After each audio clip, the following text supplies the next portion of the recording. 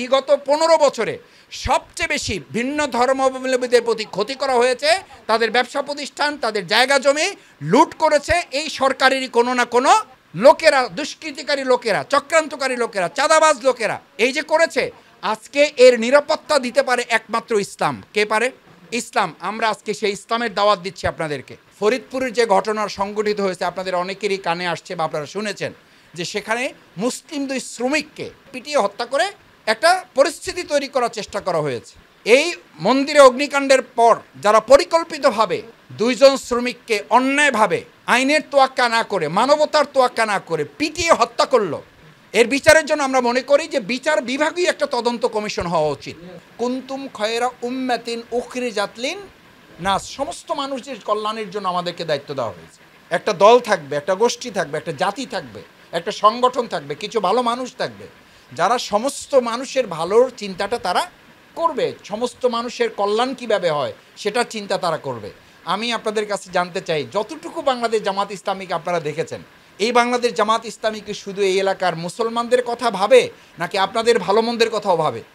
সবার কথাই, মানুষ যত বুঝায় মানুষের কল্যাণের কথা বাংলাদেশ জামাত ইসলামী বলে।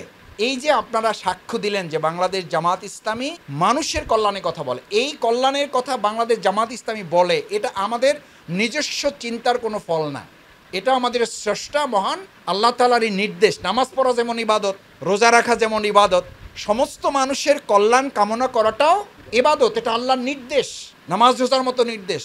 যে কোরআন নাজিল হয়েছে সেই কোরআন কিন্তু শুধু মুসলমানদের জন্য নাজিল হয় নাই। উনজিলা ফিহিল কোরআন, এই কোরআনকে আমি নাজিল করেছি হুদাল্লিন নাস, শুধু হিন্দুদের জন্য, শুধু বৌদ্ধদের জন্য, শুধু মুসলমানদের জন্য, শুধু ইহুদিদের জন্য, শুধু খ্রিস্টানদের জন্য না, গোটা কোরআন নাজিল হয়েছে সমস্ত মানব জাতির জন্য। সুতরাং এর মধ্যে আমাদেরও কল্যাণ আছে, এর মধ্যে আপনাদেরও কল্যাণ আছে, এর মধ্যে আমাদেরও ভালো আছে, এর মধ্যে আপনাদেরও ভালো আছে। সুতরাং কল্যাণ এবং ভালো কাজটা, ভালো কথাটা জানতে হবে, বুঝতে হবে। আমরা একটা কথা সবসময় বলি, আপনারাও একটা কথা বলেন, যদি মানতে হয় তাহলে আগে কি করতে হবে? জানতে হবে। মানতে হলে জানতে হবে। এই জানার আহ্বানটাই হচ্ছে আজকের এই গণসংযোগ পক্ষ দাওয়াতের মূল টার্গেট। আপনার এই দাওয়াতটা আমরা দিতে চাই যে আপনাদেরকে একটু কষ্ট করে জানতে হবে যে কোরআন আল্লাহ নাজিল করেছেন, সেই কোরআনেও প্রথম আগে নামাজের কথা বলা হয় নাই, প্রথম আগে মসজিদে যাওয়ার কথা বলা হয় নাই। সেখানে বলা হয়েছে ইকরা, জানো, পড়ো, বোঝো, অনুধাবন করো, উপলব্ধিতে নাও, জ্ঞান অর্জন করো, তাহলে বুঝতে পারবা। জানলে মানুষের মানাটা তার জন্য সহজ হয়ে যায়। সেই জন্য আজকে আপনারা এখানে আমাদের দাদা দিদিরা যারা আসছেন, আমরা তাদের প্রতি আহ্বান জানাই, বাংলাদেশের আজকের যে পরিস্থিতি, এরকম একটা পরিস্থিতিতেও আমি দৃঢ়ভাবে বিশ্বাস করি আজকের এই প্রোগ্রাম গোটা বাংলাদেশের হিন্দু, বৌদ্ধ, খ্রিস্টান, মুসলিম উম্মার সহমর্মিতার সাথে, সহনশীলতার সাথে অসাম্প্রদায়িক একটা পরিস্থিতি তৈরি করার একটা জ্বলন্ত উদাহরণ হিসাবে এই প্রোগ্রামটা গোটা বাংলাদেশের কাছে নয়, গোটা পৃথিবীর কাছে এটা একটা উজ্জ্বল প্রমাণ হিসাবে প্রতিষ্ঠিত হবে ইনশাআল্লাহ। কারণ কেউ কেউ আমাদেরকে উস্কাচ্ছে, কেউ কেউ আমাদের মধ্যে ষড়যন্ত্র করছে, কোনো চক্রান্তকারী, কোনো একটা চক্র মুসলমান এবং হিন্দুদের মধ্যে একটা সম্পর্কের ফাটল তৈরি করার কি করতেছে? চেষ্টা করতেছে। আমরা সজাগ সচেতন থেকে কোনো অবস্থাতেই এই চক্রের পাতা ফাঁদে আমরা কখনো পা দিয়ে হিন্দু, বৌদ্ধ, মুসলিম, খ্রিস্টানদের মধ্যে আমরা কোনো দাঙ্গা সৃষ্টি করতে, বাংলাদেশের এই 56,000 বর্গ হলে আমরা কাউকে করতে দেব না। সে যদি আপনার ভাইও হয়, আপনি কি তাকে সেই সুযোগ দিবেন না? কারণ তাতে আমরা ক্ষতিগ্রস্ত হব শুধু না, আমরা সবাই ক্ষতিগ্রস্ত হব। আবার আমাদের কোনো ভাইও যদি হয়, আমাদেরও দায়িত্ব হবে তাকে প্রশমিত করা, আমাদেরও প্রশমিত হবে তাকে থামিয়ে দেওয়া। কারণ ইসলামের নির্দেশনা হচ্ছে যে কুনতুম খয়রা উম্মাতিন উখরিজাত লিন-নাস, তোমাদের কল্যাণের জন্য বের করা হয়েছে। তুমিনুনা বিল্লাহ, তোমাদের দায়িত্ব দুটো, তা'মুরুনা বিল মারুফ ওয়া তানহাউনা আনিল মুনকার। এই যে তোমাদের কল্যাণের জন্য, মানুষের কল্যাণের জন্য তোমাদের দায়িত্ব দেওয়া আছে, সেখানে দুটো কাজ। এক, ভালো কাজের কথা বলবা, অন্যায় কাজ থেকে মানুষকে বিরত রাখবা। কোনো মানুষকে পিটিয়ে হত্যা করা, এটা কি ভালো কাজ হইতে পারে? এটা কি ঠিক হবে? আপনারা কি এটা করবেন যে আমি একজনকে হত্যা করে ফেলেছি, আপনারাও আমাকে ধরে গলা কেটে মেরে ফেলবেন? এটা কি আমাদের কারো দায়িত্ব হবে? এটা বরং সমাজে শৃঙ্খলার পরিবর্তে আরও বিশৃঙ্খলা, ব্যাপক পরিস্থিতি তৈরি করবে। বুঝতে হবে যে এই হত্যাকাণ্ড বা এই অপরাধ কার্যটা সে পরিকল্পিতভাবে কোনো একটা চক্রান্ত বাস্তবায়ন করার জন্য করছে। সুতরাং কোনো অবস্থাতে আমরা চক্রান্ত বাস্তবায়ন করতে দেব না। আজকে বাংলাদেশে আমরা মনে করি ফরিদপুরের যে ঘটনা সংঘটিত হয়েছে আপনাদের অনেকেরই কানে আসছে বা আপনারা শুনেছেন যে সেখানে মুসলিম 2 শ্রমিককে আপনাদেরই একটা মন্দিরে অগ্নিসংযোগের ঘটনাকে সংগঠিত করার কেন্দ্র করে সেখানে 2 মুসলিম যুবককে শ্রমিককে পিটিয়ে হত্যা করে একটা পরিস্থিতি তৈরি করার চেষ্টা করা হয়েছে। আমরা দাবি করছি এটার সাথে এই মন্দিরে আগুন যারা দিয়েছে তারাও এটা পরিকল্পিতভাবে চক্রান্ত করেছে, অন্যায় করেছে। আমরা মনে করি শুধুমাত্র বাংলাদেশের এখনকার যে সরকার এটা এর পরিকল্পিত এর সুষ্ঠু বিচার করতে পারবে না, এই কারণে যে এরা জনগণের সরকার না। এর বিচারের জন্য আমরা মনে করি যে বিচার বিভাগীয় একটা তদন্ত কমিশন হওয়া উচিত। আপনারা কি একমত এর সাথে? বিচার বিভাগীয় তদন্ত কমিশন হলে নিরপেক্ষ একটা তদন্ত হবে এবং প্রকৃত দোষীদেরকে এখান থেকে সাব্যস্ত করা সম্ভব হবে। একই সাথে আমরা দাবি জানাচ্ছি এই মন্দিরে অগ্নিকাণ্ডের পর যারা পরিকল্পিতভাবে 2 জন শ্রমিককে অন্যায়ভাবে আইনের তোয়াক্কা না করে, মানবতার তোয়াক্কা না করে পিটিয়ে হত্যা করলো, এই যে একজন মায়ের মাত্র 2টো সন্তানই ছিল, সেই মা আহাজারি করে বলছে, আপনারা শুনেছেন যে আমার 2টা ছেলের একটা ছেলেকেও যদি ওরা বাঁচায় রাখতো তাহলে অন্তত দুনিয়াতে আমি একটু মা ডাক শুনতে পারতাম। তো এই যে নির্মম নৃশংস হত্যাকাণ্ড করেছে, আমরা কি এটা কেউ সমর্থন করি? প্রশ্নই ওঠে না, এটা কেউ সমর্থন করি না, এটা হতেই পারে না। এই জন্য আমরা আজকে এই অনুষ্ঠানের মাধ্যমে আজকের এই আপনাদের দাওয়াতি কার্যক্রমের অংশ হিসাবে আমরা দেশের আইনের কাছে, আইনের শাসনের তো আমরা মোটামুটি একটা একদম তলানিতে আছি, তারপরও যে বিচার বিভাগ আছে আমরা সেই বিচার বিভাগের মাধ্যমে একটা তদন্ত কমিশন করে এর সুষ্ঠু বিচার করার মধ্য দিয়ে মূলত আগামী দিনে এরকম আর কোনো ঘটনা যাতে সংগঠিত না হয় সেখান থেকে আমরা আমাদের বাংলাদেশকে পরিত্রাণ করতে পারবো ইনশাল্লাহ। কি বলেন? সম্মানিত দাদা এবং দিদিরা, আমি শেষ কথা যেটা বলতে চাই, ইসলাম হচ্ছে আমাদের কল্যাণের জন্য। কি কল্যাণ করতে চায়? দেখেন, রাসূল করিম সাল্লাল্লাহু আলাইহি সাল্লাম যে আইএমএ জাহিলিয়াকে পরিবর্তন করে সোনার মদিনা তৈরি করেছিলেন। সোনার মদিনার নাম তো শুনেছেন সবাই। সোনার মদিনা রাষ্ট্রে যখন ভিন্ন ধর্মাবলম্বী ছিল তাদেরকে প্রস্তাব দেওয়া হয়েছিল যে তোমরা চাইলে এখানে অবস্থান করতে পারো, আবার চাইলে এখান থেকে তোমরা চলেও যেতে পারো।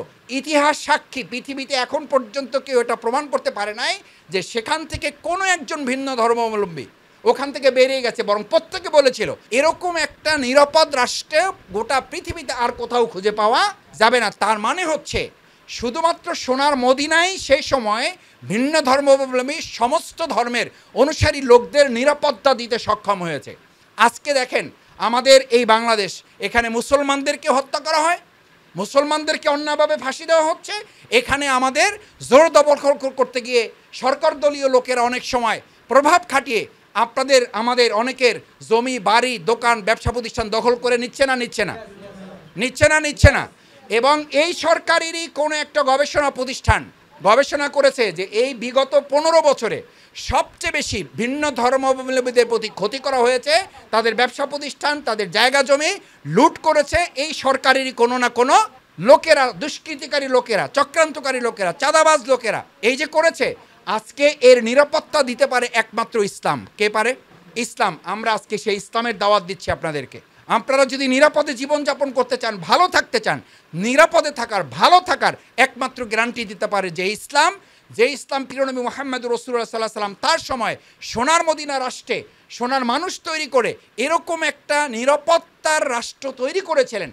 আজকে বাংলাদেশ জামাত ইসলামীও সেরকম সোনার মানুষ তৈরি করে একটা সোনার বাংলাদেশ তৈরি করতে চায়। এই সোনার বাংলাদেশ তৈরি করার জন্য সোনার মানুষ তৈরি করার যে প্রকল্প বাংলাদেশ জামাত ইসলামী নিয়েছে, আপনারা কি এটাকে সমর্থন করেন ইনশাআল্লাহ?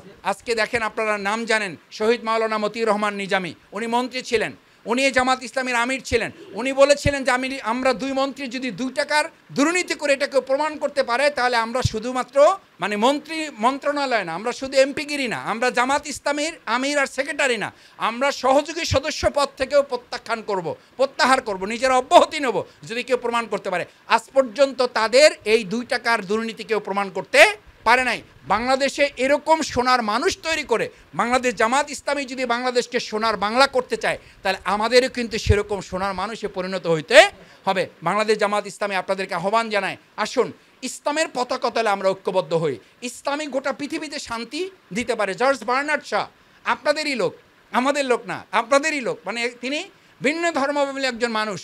তিনিও বলেছিলেন আজকের ঝঞ্ঝা বিক্ষুব্ধ এই পৃথিবীতে যদি আবার শান্তি প্রতিষ্ঠা করতে হয় তাহলে মুহাম্মদুর রাসূলুল্লাহ সাল্লাল্লাহু আলাইহি ওয়াসাল্লামের সেই আনিত বিধান ইসলামের মাধ্যমেই কেবল শান্তি প্রতিষ্ঠা করা সম্ভব।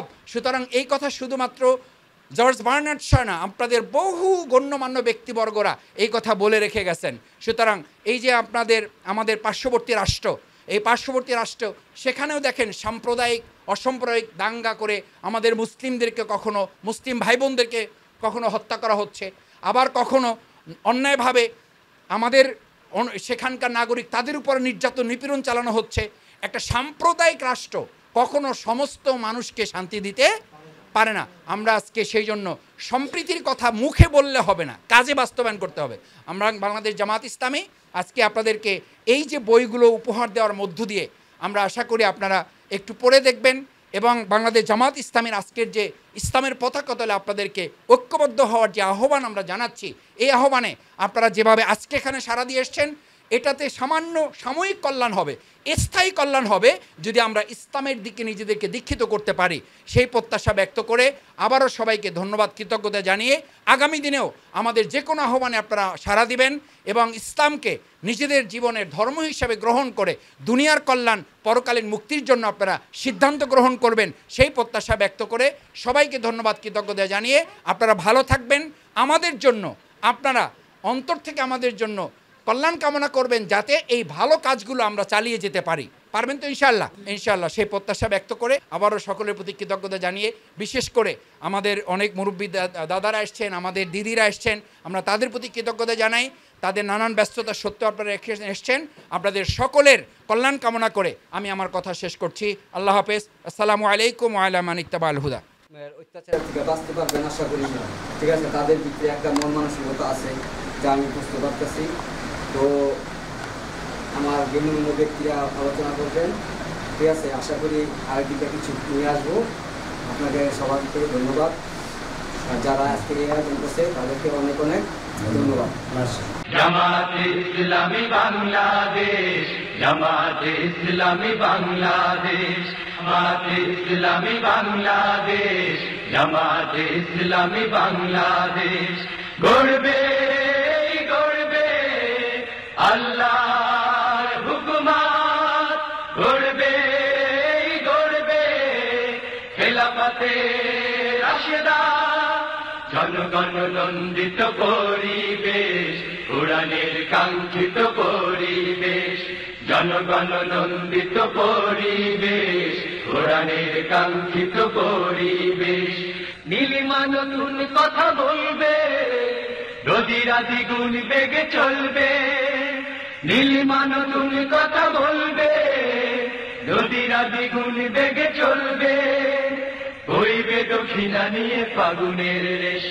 জামাতে ইসলামী বাংলাদেশ, জামাতে ইসলামী বাংলাদেশ, জামাতে ইসলামী বাংলাদেশ, জামাত